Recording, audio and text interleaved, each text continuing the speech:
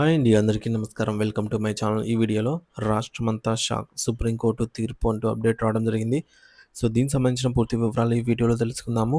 Video అయితే ఎక్కడే గానీ స్కిప్ చేయకుండా ఎండ్ వరకు చూసేయండి. అప్పుడే ఇన్ఫర్మేషన్ పూర్తిగా అర్థమవుతుంది.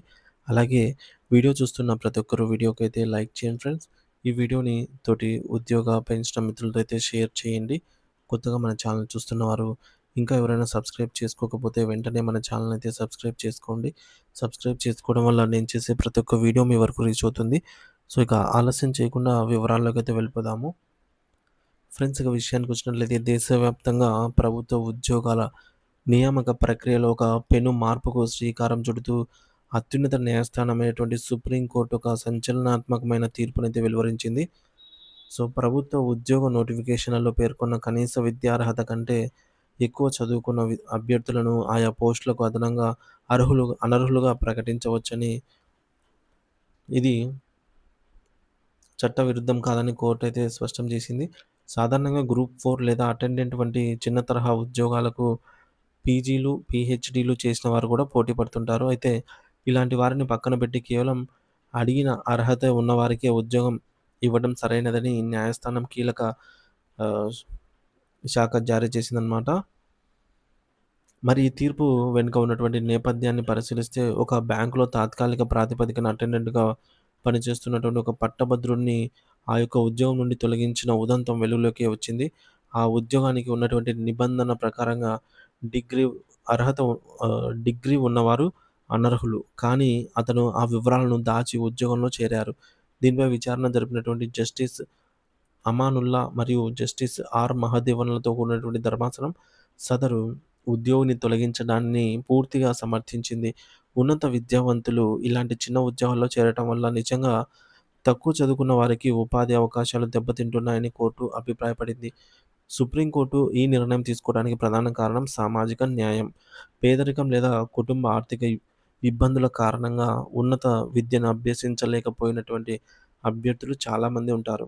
మరి వారికి కేవలం 10వ తరగతి లేదా ఇంటర్మీడియేట్ విద్యార్హతతో ఉండే చిన్న చిన్న ఉద్యోగాలపైనే ఆశలు పెట్టుకొని ఉంటారు. ఒకవేళ ఆ పోస్ట్‌లకు కూడా ఎంటెక్ లేదా పీహెచ్‌డీ చేసిన వారు పోటీకి వస్తే తక్కువ చదువుకున్న వారికి ఉద్యోగం దక్కడం అనేది అసాధ్యమవుతుంది.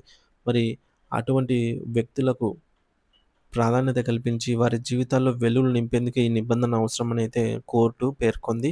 ప్రభుత్వాలు ఒక ఆదర్శవంతమైనటువంటి ఉపాధి కల్పన వ్యవస్థను నిర్మించాలనంటే ప్రతి స్థాయి ఉద్యోగికి కూడక తన తగిన అర్హత ఉన్నవారనే ఉన్నవారినే నియమించాలని చెప్పేసి సుప్రీంకోర్టు సూచించిందనమాట. అధిక విద్యా అర్హత ఉన్నవారు ఆ యొక్క ఉద్యోగంలో చేరినా సరే, వారు తమ నైపుణ్యానికి తగిన పని కాదని అసంతృప్తితో ఉండటం లేదా మెరుగైన అవకాశం రాగానే ఉద్యోగాన్ని వదిలేయటం ఇటువంటివి జరుగుతూ ఉంటాయన్నమాట.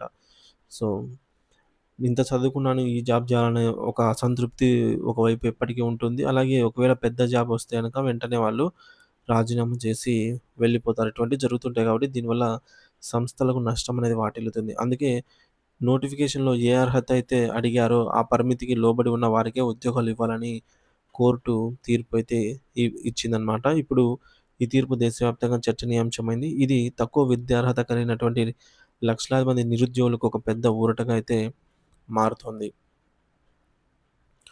సో, ఇది ఫ్రెండ్స్, నోటిఫికేషన్‌లో ఉన్న అర్హత కంటే ఎక్కువ చదువుకున్న వారు ఆ పోస్ట్‌కు అనర్హులుగా పరిగణించబడతారు ఇక మీదట.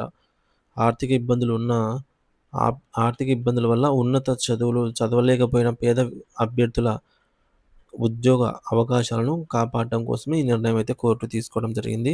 రిక్రూట్‌మెంట్ బోర్డులు విధించే విద్యార్హత నిబంధనను సుప్రీంకోర్టు అయితే సమర్థించింది. గ్రాడ్యుయేషన్ అయినటువంటి అటెండెంట్‌ను తొలగించడం సరైనదేనని ధర్మాసనం అయితే స్పష్టం చేసింది.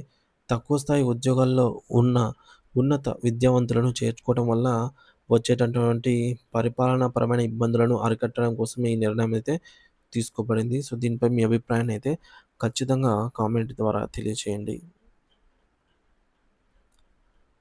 So, thank you for watching this video.